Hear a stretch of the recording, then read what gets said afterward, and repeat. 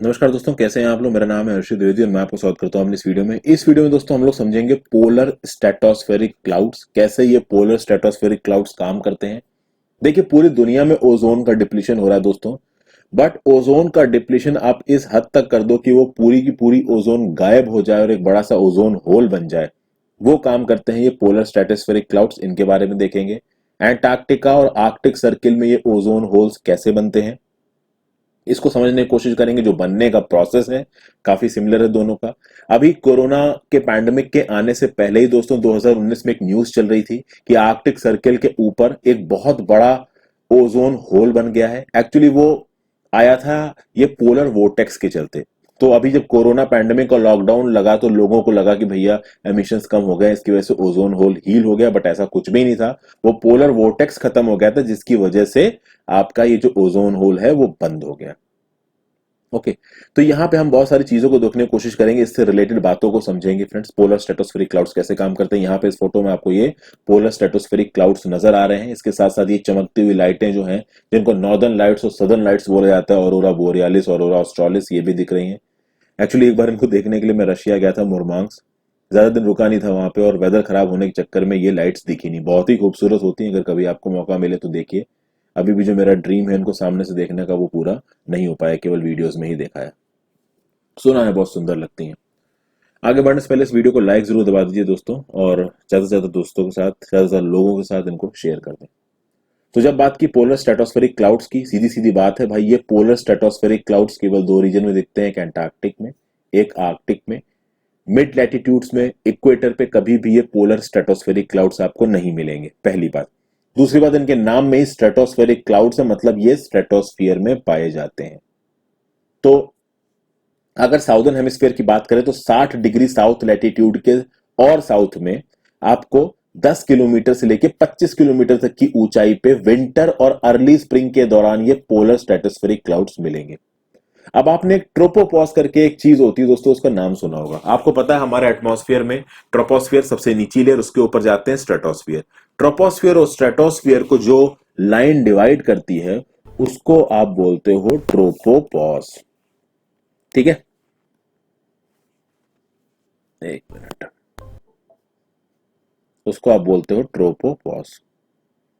Okay. तो ये tropopause आपका ट्रोपोस्फियर को और स्ट्रेटोस्फियर को डिवाइड करता है। आपको पता है फ्रेंड्स कि इक्वेटर पे अच्छी खासी सनलाइट चलती है, उस सनलाइट के चलते हवा गर्म होती है, हवा ऊपर जाती है, और जितना ज्यादा ऊपर हवा जाएगी उतना ही लंबा ट्रोपोस्फियर जाएगा। इसलिए इक्वेटर पे आप देखोगे कि जो ट्रोपोस्फियर है वो बहुत ऊंचा होता है, जिसके चलते ट्रोपोपॉज भी बहुत ऊंचा होता है। तो ये ट्रोपोपॉज आपको इक्वेटर पे मिलेगा 12 से 15 किलोमीटर की ऊंचाई पे, और यही ट्रोपोपॉज पोलर एरियाज में आपको 7 किलोमीटर, 9 किलोमीटर, 8 किलोमीटर की ऊंचाई पे मिलेगा। तो जो ट्रोपोपॉज है वो पोलर एरियाज में कम ऊंचा होता है और इक्वेटोरियल एरियाज में ज्यादा ऊपर होता है। तो अगर पोलर एरियाज में ट्रोपोपॉज की हाइट 7 किलोमीटर या 9 किलोमीटर के लमसम है, और आप देख रहे हैं कि जो पोलर स्ट्रेटोस्फेरिक क्लाउड्स हैं 10 किलोमीटर से 25 किलोमीटर की ऊंचाई पे बन रहे हैं, तो ऑब्वियस सी बात है कि पूरे के पूरे जो ये क्लाउड्स हैं आपके स्ट्रेटोस्फियर में ही नजर आ रहे हैं। दो टाइप्स में डिवाइडेड है, एक टाइप 1 है दोस्तों, एक इनका टाइप 2 है। टाइप 1 और टाइप 2 में पार्टिकल साइज और फॉर्मेशन के चलते कुछ डिफरेंसेस होते हैं, उनको देखने की जरूरत नहीं है। जो टाइप 2 क्लाउड्स होते हैं इनको बोलते हैं nacreous clouds, mother of pearls cloud. Mother of pearls cloud क्यों? 10 किलोमीटर से 100 किलोमीटर लंबे होते हैं और नॉर्दर्न लाइट्स में चमकते हैं, एकदम ब्यूटीफुल से नजर आते हैं, कई किलोमीटर थिक होते हैं, और जब ये बनते हैं तो टेम्परेचर्स लगभग -83 डिग्री सेंटीग्रेड चले जाते हैं। इन क्लाउड्स में पानी के साथ खूब सारे आइस क्रिस्टल्स भी आपको मिल जाएंगे। अब अगर इनकी क्लाउड्स की बात की जाए दोस्तों, इन क्लाउड्स में आपको नाइट्रिक एसिड भी नजर आएगा और सल्फ्यूरिक एसिड भी नजर आएगा। ये नाइट्रिक एसिड तो इसमें नेचुरली फॉर्म हो जाता है, और सल्फ्यूरिक एसिड आपके जो पॉल्यूशन है उसके चलते यहां तक पहुंच जाता है। अब देखिए, पॉल्यूशन जाने कब से हो रहा है। अब आप सोचिए कि साउदर्न हेमिस्फीयर में तो उतना लैंड भी नहीं है, पानी ही पानी है, तब भी पॉल्यूटेंट साउदर्न हेमिस्फीयर के ऊपर पोलर स्ट्रेटोस्फेरिक क्लाउड्स तक पहुंच गए हमारे पॉल्यूटेंट्स। तो आप समझिए कि हमने कितना पॉल्यूशन किया होगा। अब देखिए, इस फिगर में आपको दो इंपॉर्टेंट चीजें नजर आ रही हैं दोस्तों। एक चीज आपको नजर आ रही है ClO, एक चीज आपको नजर आ रही है HCl। लास्ट वीडियो में दोस्तों मैंने आपको बताया था कि जो क्लोरीन एटम्स होते हैं, ये क्लोरीन एटम्स ओजोन को तोड़ते हैं। अब दो सिनारियो दिख रहे हैं, एक आपको पहला सिनारियो नजर आ रहा है, यहां पे एक दूसरा सिनारियो नजर आ रहा है। पहले सिनारियो में विदाउट पोलर स्ट्रेटोस्फेरिक क्लाउड्स की बात हो रही है, दूसरे सिनारियो में विद पोलर स्ट्रेटोस्फेरिक क्लाउड्स की बात हो रही है। तो पहले सिनारियो में जो आपकी अल्ट्रावायलेट लाइट पड़ी क्लोरोफ्लोरोकार्बन पे, तो उससे क्लोरीन एटम छूट गया, वो क्लोरीन एटम ओजोन के साथ रिएक्ट करके सीएलओ बनाएगा। ओके, और ऑब्वियस बात है कि ये जो क्लोरीन एटम है काफी सारे ओजोन के मॉलिक्यूल्स को तोड़ेगा, और एंड में आप देखोगे कि ये जो क्लोरीन मोनोऑक्साइड बना है, सीएलओ बना है, ये या तो NO2 के साथ रिएक्शन करेगा तो बन जाएगा ClO NO2, और या ये क्लोरीन मोनोऑक्साइड मीथेन के साथ रिएक्शन करके HCl बना लेगा। और ये ClO NO2 और HCl ये दोनों स्टेबल रिजर्वॉयर्स, यानी एक बार क्लोरीन अगर इस ClO NO2 के फॉर्म में पहुंच गया और HCl के फॉर्म में पहुंच गया, तो ये रिजर्वॉयर में पहुंच गया, ये सेफ हो गया। अब ये जल्दी आसानी से इस क्लोरीन के आयन को छोड़ेंगे नहीं। ठीक है, तो नॉर्मल केसेस में विदाउट पोलर स्ट्रेटोस्फेरिक क्लाउड्स ऐसा होता है कि जो Cl है ओजोन के साथ रिएक्ट करके ClO बनाएगा और फिर इस रिजर्वॉयर में चला जाएगा। हालांकि बीच में क्लोरीन कई बार एक्टिवेट होकर ओजोन के मॉलिक्यूल्स को तोड़ेगा। लेकिन अगर ये प्रोसेस एग्रेवेट हो जाए, बहुत ज्यादा एग्रेवेट हो जाए, तो कैसे होगा? बहुत ज्यादा जब एग्रेवेशन होता है ना दोस्तों, तो देखिए क्या होता है। पोलर स्ट्रेटोस्फेरिक क्लाउड्स में कुछ ऐसी कंडीशंस बैठेंगी कि ये वाला जो कॉन्स्टिट्यूएंट है ClO NO2 और HCl, जो रिजर्वॉयर्स थे जहां पे क्लोरीन के मॉलिक्यूल्स को बांध के रख दिया गया था, इन रिजर्वॉयर से फिर से क्लोरीन छूट जाएगा। ठीक है, यानी नॉर्मल कंडीशंस में जब पोलर स्ट्रेटोस्फेरिक क्लाउड्स नहीं है, तब एक क्लोरीन एटम कई ओजोन के एटम को तोड़ने के बाद, बर्बाद करने के बाद किसी तरीके से रिजर्वॉयर में पहुंचा, ClO NO2 और HCl बनाया।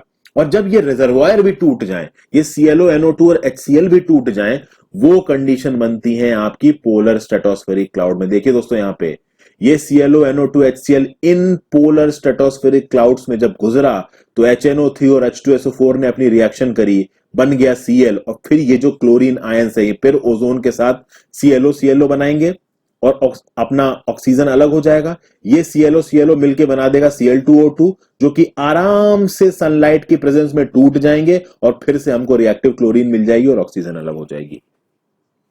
सिचुएशन इतनी ज्यादा एग्रेवेटेड हो जाएगी कि पूरी की पूरी ओजोन उड़ जाएगी कुछ जगह से और पूरा का पूरा ओजोन होल बन जाएगा। तो जो चेन रिएक्शन यहां पे थोड़ा प्रॉपर तरीके से हो रही थी विदाउट पोलर स्ट्रेटोस्फेरिक क्लाउड्स, कुछ रिजर्वॉयर बन रहे थे, वो चेन रिएक्शन एक तो एग्रेवेट हुई पोलर स्ट्रेटोस्फेरिक क्लाउड्स के होते हुए, प्लस जो रिजर्वॉयर्स बने थे आपके बिना पोलर स्ट्रेटोस्फेरिक क्लाउड्स के, वो रिजर्वॉयर ही टूट गए। उन रिजर्वॉयर्स ने ही Cl को रिलीज कर दिया। अब देखते हैं कि इन रिजर्वॉयर्स ने इस Cl को, इस क्लोरीन के एटम को कैसे रिलीज किया। अच्छा, आगे बढ़ने से पहले दोस्तों आपको एक चीज और समझनी पड़ेगी। यहां पे देखिए, अभी भी पोलर स्ट्रेटोस्फेरिक क्लाउड्स एग्जैक्टली किस तरीके से काम करते हैं, इसके लिए क्लाइमेटोलॉजी में बहुत दिन से रिसर्च चल रही है, लगभग 2 डेकेड्स बीत गए रिसर्च के, और अभी भी जो ओजोन डिप्लीशन मॉड्यूल्स हैं आपके पोलर स्ट्रेटोस्फेरिक क्लाउड्स के, पूरी तरीके से क्लाइमेटोलॉजिस्ट को समझ में नहीं आए, साइंटिस्टों को समझ में नहीं आए किस हद तक पोलर स्ट्रेटोस्फेरिक क्लाउड्स में और कौन कौन से केमिकल रिएक्शंस इन्वॉल्व हैं, वो अभी भी समझने की कोशिश की जा रही है। अब देखिए, पोलर स्ट्रेटोस्फेरिक क्लाउड्स में बाकी चीजें तो मैंने बताई, ये जो ClO NO2 है और ये HCl है, ये जब इन पोलर स्ट्रेटोस्फेरिक क्लाउड्स में पहुंचता है दोस्तों, तो 2-3 चीजें होती हैं यहां। तो एक तो पहली बात, इन पोलर स्ट्रेटोस्फेरिक क्लाउड्स में HNO3 होगा, नाइट्रिक एसिड होगा, प्लस H2SO4 होगा। ये जो HNO3 है और ये जो H2SO4 का जो प्रेजेंस है दोस्तों यहां पे, ये पता है क्या करेगा? फर्स्ट ऑफ ऑल इस ClO NO2 और HCl की स्टेबिलिटी को तोड़ देगा। ClO NO2 और HCl नॉर्मली स्टेबल हैं, बट ये टूटेंगे इन एसिड्स के टच में आने से, और जब इन एसिड्स के टच में आने से ये टूटेंगे, तो ये जो HCl है दोस्तों, ये वाला, ये HCl आपका H+ आयन और Cl- में टूट जाएगा। कहा जाता है कि ये HCl और ये ClO NO2 जब आपस में रिएक्शन करते हैं इन पोलर स्ट्रेटोस्फेरिक क्लाउड्स में, तो HNO3 बनता भी है इन पोलर स्ट्रेटोस्फेरिक क्लाउड्स में, तो नाइट्रिक एसिड बनता भी है पोलर स्ट्रेटोस्फेरिक क्लाउड्स में। कैसे? ये HCl और ये ClO NO2 आपस में रिएक्ट कर जाते हैं, HNO3 बन जाता है, ये देख रहे हैं ना, और Cl2 रिलीज होता है, क्लोरीन रिलीज होती है। आप देखिए HCl, सामने सामने रिएक्शन देख लीजिए, ClO NO2 दोनों की रिएक्शन हुई, आपको क्या नजर आएगा? ये H एटम, NO2 और O, ये बना देंगे HNO3 नाइट्रिक एसिड, और आपको Cl के 2 एटम्स अलग नजर आएंगे। समझ गए दोस्तों? तो कहा जाता है कि पोलर स्ट्रेटोस्फेरिक क्लाउड्स में ये नाइट्रिक एसिड बनता भी है। अब एक और बात कही गई पोलर स्ट्रेटोस्फेरिक क्लाउड्स के बारे में। क्या कहा गया पोलर स्ट्रेटोस्फेरिक क्लाउड्स के बारे में?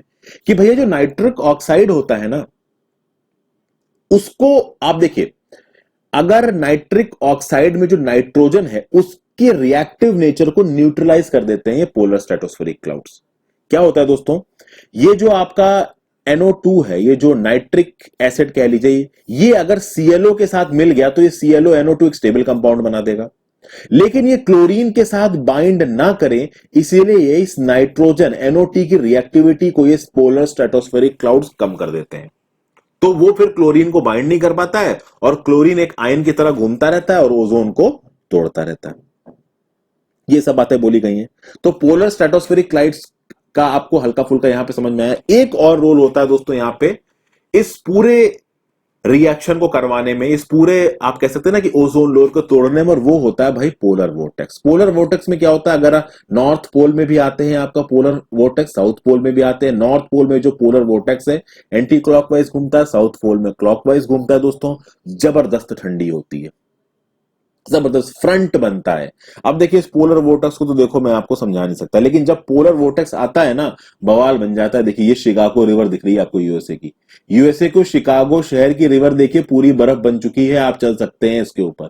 इस लेवल की ठंडी आती है जब ये पोलर वोर्टेक्स आता है दोस्तों। तो आपको इमेज दिख रही है यहाँ पे, एक 12 मार्च 2019 की इमेज है जिसमें आपको कोई होल नजर नहीं आ रहा। एक 12 मार्च 2020 की इमेज है जहां पे देखिए मैंने रेड लाइंस ड्रॉ कर रखी, यहां पे आपको इतना बड़ा ओजोन होल नजर आ रहा है। तो आप सीधे सीधे देख सकते हैं कि नीचे की जो आइस है और नीचे का जो समुंदर है वो आपको नजर आ रहा है। इतना बड़ा ओजोन होल बन गया भैया, ग्रीनलैंड से कई गुना बड़ा ये ओजोन होल बना। हालांकि साइज पे आप मत जाइए क्योंकि ये अर्थ पे नहीं बन रहा है, ऊपर हवा में कई किलोमीटर ऊपर बन रहा है। तो ग्रीनलैंड के कई गुना हवा में ऊपर की तरफ होना, सर्कमफ्रेंस भी बढ़ जाता है ना, तो कोई बड़ी बात नहीं होती। ओके, तो कई गुना बड़ा, मतलब ग्रीनलैंड से कई गुना बड़ा, 5 गुने से भी ज्यादा बड़ा बना था ये ओजोन हेल। आप देख रहे हैं 12 मार्च 2020 का। हालांकि अब ये हील हो गया है, ठीक हो गया है। ये जो ऊपर की तरफ आपको ऑरेंज कलरिंग दिखा रहा है ना दोस्तों, ये आपको ओजोन लेयर दिखा रहा है। होता क्या है कि जब सनलाइट पड़ेगी उस ओजोन लेयर पे तो केमिकल रिएक्शंस होंगी जिसकी वजह से गर्मी होगी, तो आपको इस तरीके का नजर आएगा सैटेलाइट से। और जब छेद हो गया तो इस तरीके से नीचे का पूरा नीला पानी आपको नजर आने लगा। तो पोलर वोर्टेक्स का भी एक मेजर रोल होता है इस ओजोन होल को बनाने में। अब देखते हैं दोस्तों एंटार्क्टिक में होता क्या है। एंटार्क्टिक देखिए बहुत ठंडा है दोस्तों, और आप देखिए आपको पता है एंटार्क्टिका पड़ता है साउदर्न हेमिस्फीयर में, और साउदर्न हेमिस्फीयर में गर्मी आती है जून जुलाई इन सब के समय में। अब होता क्या है दोस्तों कि जून में एंटार्क्टिका की विंटर शुरू होती है, वहां पे वॉर्टेक्स डेवलप होना शुरू हो जाता है और टेम्परेचर लगते हैं गिरने, और थोड़ा मोड़ा नहीं भयंकर गिरते हैं भैया, माइनस में चले जाते हैं टेम्परेचर वहां पे। अब भाई पोलर एरिया से माइनस में जाना कोई बड़ी बात नहीं है। अब टेम्परेचर बहुत कम है, निगेटिव में टेम्परेचर चल रहा है। जब निगेटिव में टेम्परेचर चल रहा है दोस्तों, और वहां पे आप देखिए ये पोलर स्ट्रेटोस्फेरिक क्लाउड्स बनने शुरू हो जाएंगे। इन पोलर स्ट्रेटोस्फेरिक क्लाउड्स को 2 जगहों से बूस्ट मिलेगा। पहला बूस्ट तो मिलेगा कि भाई नेचुरली टेम्परेचर गिर गया है, निगेटिव में आ गया है। दूसरा बूस्ट पोलर वॉर्टेक्स। तो भाई पोलर वॉर्टेक्स आपका केवल आर्कटिक सर्किल में ही नहीं, एंटार्क्टिका में भी आता है। एंटार्क्टिका में वो क्लॉकवाइज घूमता है, आर्कटिक सर्किल में वो एंटी क्लॉकवाइज घूमता है, पर ठंडी तो लेके आता है ठंडी हवाएं। अब होता क्या है दोस्तों कि उस समय पे परफेक्ट कंडीशंस बनती हैं, और इन पोलर स्ट्रेटोस्फेरिक क्लाउड्स में होता क्या है कि भाई जैसा कि मैंने आपको बताया रिजर्वायर्स को तोड़ देते हैं, बहुत सारा फ्री क्लोरीन आयंस वहां पे घूम रहे होते हैं। और अब बात यह है कि दोस्तों ओजोन लेयर तो इसके ऊपर भी है, उस ओजोन लेयर पे सनलाइट पड़ रही है, वो ओजोन सनलाइट के साथ रिएक्ट हो रही है, तो उसकी वजह से भी थोड़ी ओजोन डिस्ट्रॉय हो रही है, लेकिन वो धीरे धीरे अपना रिक्यूपरेट भी करती रहती है। नेचुरल प्रोसेस है ओजोन के दोबारा बनने का। लेकिन सनलाइट पड़ी, ओजोन के साथ रिएक्ट किया, गर्मी रिलीज हुई। जैसे जैसे ओजोन लेयर कम होती जाएगी दोस्तों, सनलाइट के और ओजोन के रिएक्शन के चलते जो गर्मी प्रोड्यूस हो रही थी वो गर्मी भी होती जाएगी। और ठंडियों में आप देखोगे कि धीरे धीरे धीरे धीरे जो कोल्ड कंडीशंस हैं वो डेवलप होना शुरू होंगी। जैसे जैसे ओजोन लेयर कम होती जाएगी वैसे वैसे सनलाइट और ओजोन के बीच की रिएक्शन भी कम होता जाएगा, गर्मी जो प्रोड्यूस हो रही है वो कम होती जाएगी। तो एक तो वहां पे जो टेम्परेचर था उसकी वजह से कम हुआ, दूसरा नेचुरली भी ठंडा टाइम है, ठंडी का टाइम है, आपको पता है एंटार्क्टिका में जुलाई में ठंडी होती है, तीसरा पोलर वॉर्टेक्स। ये 3 जो फैक्टर्स हैं, इन्होंने मिलके पूरा का पूरा जो ओजोन था उसको तबाह कर दिया, ओजोन होल बन गया। समझ गए ना? तो टेम्परेचर ऑफ पोलर वोर्टेक्स आया, जिसके चलते ऑटोमेटिकली क्लोरीन के फ्री एटम्स ने और ब्रोमीन के फ्री एटम्स ने ओजोन को तोड़ना शुरू कर दिया, ओजोन वैसे ही कम हो गई। प्लस जो ओजोन होती है उस पर जब सनलाइट पड़ती है तो ओजोन और सनलाइट का रिएक्शन होता है, जिसके चलते अल्ट्रावायलेट रेज जमीन पे नहीं पहुंच पाती हैं। लेकिन ओजोन वेस्ट होती है जब सनलाइट उस पर पड़ती है, जिसकी वजह से गर्मी प्रोड्यूस होती है। अब जब ओजोन कम होती जा रही है तो कम ओजोन आपकी सनलाइट के साथ इनकाउंटर करेगी, कम गर्मी पैदा होगी, तो धीरे धीरे धीरे धीरे आप देखोगे कि कंडीशन बिल्कुल ठंडी होती जाएगी। जो ओजोन सनलाइट की वजह से जो गर्मी पैदा हो रही थी वो भी कम हो जाएगी और ओजोन पूरी की पूरी उड़ती नजर आएगी। और कुछ कुछ ऐसा सीन आपको दिखता मिल जाएगा। ये जो पूरा का पूरा जो होल बना है ना दोस्तों, ये ऐसे ही बनता है, क्योंकि पूरी की पूरी ओजोन तो काट दी, पहले ये पूरी ओजोन थी यहाँ पे, अब तीन फैक्टर्स ने मिलकर इसको काट दिया। ये तो मैंने आपको बताया एंटार्क्टिका की बात। कुछ ऐसा दोस्तों आपका आर्कटिक सर्किल में भी होता है। आर्कटिक सर्किल के भी यही फिनोमिना है, वहां पे भी देखिए ठंडी है, वहां पे भी पोलर वॉर्टेक्स आता है ठंडियों में। वो पोलर वॉर्टेक्स का इफेक्ट प्लस वहां की ठंडी का इफेक्ट और प्लस जैसे जैसे ओजोन कम होती गई तो नेचुरली भी ओजोन डिस्ट्रॉय हो रही है और ये लोग भी उसको डिस्ट्रॉय कर रहे हैं। तो ओजोन जब एकदम से पूरी खत्म हो जाएगी तो बड़ा सा ओजोन होल आपको बनता नजर आ जाएगा। लेकिन ये ओजोन होल अपने आप को रीबिल्ट भी कर लेता है, रिकंस्ट्रक्ट कर लेता है। कैसे कर लेता है दोस्तों? देखिए, जब ठंडी चली जाती है और गर्मी आ जाती है, ध्यान दीजिएगा, जब ठंडी चली जाती है और गर्मी आ जाती है, जो एंटार्क्टिक का इलाका होता है ना, मान लीजिए इक्वेटर है और यहां पे आपका अंटार्कटिका है, इसके ऊपर ओजोन होल बन गया। तो अब देखिए, ठंडी थी, यहां पे सनलाइट भी नहीं पड़ रही थी, भाई इतना ठंडा हो गया, ओजोन लेयर बन गया बड़ा सा। लेकिन जब गर्मी आएगी, उस गर्मी के चलते ये जो टेम्परेचर है यहां गिरेंगे, टेम्परेचर गिरेंगे तो मिड लैटिट्यूड से हवा आएगी यहां पे दौड़ती हुई, और वो हवा अपने साथ ओजोन को लेके आएगी और फिर वो जो ओजोन है वो वहां पे रिकंस्ट्रक्ट होगी। लेकिन इसका ओवरऑल इफेक्ट साउदर्न हेमिस्फीयर में नजर आएगा। ओवरऑल इफेक्ट जो साउदर्न हेमिस्फीयर में जो ओजोन का कंसंट्रेशन होगा ना, वो थोड़ा कम हो जाएगा। पूरे साउदर्न हेमिस्फीयर की जो ओजोन लेयर की थिकनेस है ना, वो थोड़ी इफेक्ट होगी, थोड़ी सी थिन हो जाएगी, थोड़ी कम हो जाएगी, क्योंकि कई सारी ओजोन उड़ के चली गई आपका एंटार्क्टिका के ऊपर जो ओजोन होल बना था उसको रिकवर करने के लिए। इस तरीके से ये पूरा प्रोसेस दोस्तों काम करता है। थोड़ा सा ट्रिकी है, काम भर की चीजें तो मैंने आपको इसमें सारी बता दी। मेन चीज आपको यह समझना था कि पोलर स्ट्रेटोस्फेरिक क्लाउड्स ने किस तरीके से ओजोन को उड़ा दिया, वो मैंने आपको बता दिया। क्लोरीन के रिएक्शंस याद रखिएगा, HNO3 और H2SO4 के रोल को याद रखिएगा, और ClO NO2 जो रिजर्वायर थे और HCl जो रिजर्वायर था वो याद रखिएगा। इस वीडियो को मेरी पिछले वीडियो के साथ देखिएगा, तब आपको और अच्छी तरीके से समझ में आएगी। तो thank you for watching friends. अगर वीडियो पसंद आई हो तो ज्यादा से ज्यादा लोगों के साथ शेयर जरूर कर दीजिएगा। Have a great day.